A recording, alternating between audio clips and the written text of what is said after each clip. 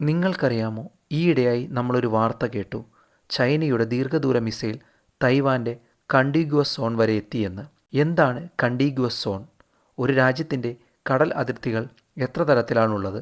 അതിൽ ആ രാജ്യങ്ങൾക്ക് എന്ത് അധികാരങ്ങളുണ്ട്? നമുക്കൊന്ന് നോക്കാം.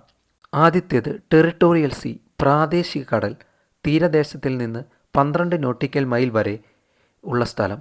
ഇവിടെ രാജ്യത്തിന് സ്വന്തം ഭൂമിയെപ്പോലെ തന്നെ എല്ലാ അധികാരവുമുണ്ട്, സൈനികമായും നിയമപരമായും പോലീസിങ്ങും എല്ലാം.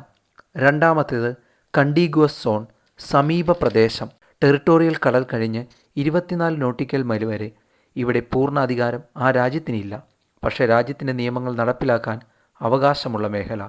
കസ്റ്റംസ്, ഇമിഗ്രേഷൻ, ടാക്സ്, സ്മഗ്ലിംഗ് തടയൽ ഇവയാണ് രാജ്യത്തിൻ്റെ അവകാശങ്ങൾ. അതിനാൽ ചൈനയുടെ മിസൈൽ തൈവാൻ്റെ കണ്ടിഗ്വസ് സോൺ വരെ എത്തിയതിൽ അത് അവരുടെ അഖണ്ഡതയെ ഖണ്ഡിക്കുന്നതാണ്. പക്ഷേ അത് രാജ്യത്തെ നേരിട്ട് ആക്രമിച്ചതായി കണക്കാക്കില്ല. മൂന്നാമത്തേത് EEZ, എക്സ്ക്ലൂസീവ് എക്കണോമിക് സോൺ. കടലിൽ നിന്ന് 200 നോട്ടിക്കൽ മൈൽ വരെ ഉള്ള സ്ഥലം. ഇവിടെ രാജ്യത്തിന് മത്സ്യബന്ധനം, എണ്ണ, ഗ്യാസ് പോലുള്ള സാമ്പത്തിക വിഭവങ്ങളിൽ മാത്രം അധികാരം.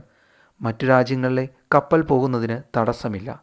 നാലാമത്തേത് ഹൈ സീ, അന്താരാഷ്ട്ര കടൽ. ഒരു രാജ്യത്തിനും സ്വന്തമായി അവകാശമില്ല, എല്ലാ രാജ്യങ്ങൾക്കും സമാന അവകാശമാണിവിടെ. UNCLOS, united nations conventions laws on sea based ആയിട്ടുള്ളതാണ് ഈ നിയമങ്ങളെല്ലാം. എല്ലാ നിയമങ്ങളും എല്ലാ രാജ്യങ്ങൾക്കും ബാധകം.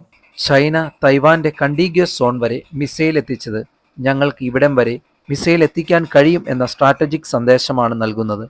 ടെറിട്ടോറിയൽ സീയിൽ മിസൈൽ എത്തിയിരുന്നെങ്കിൽ കളിഗതികൾ തന്നെ മാറിയേനെ.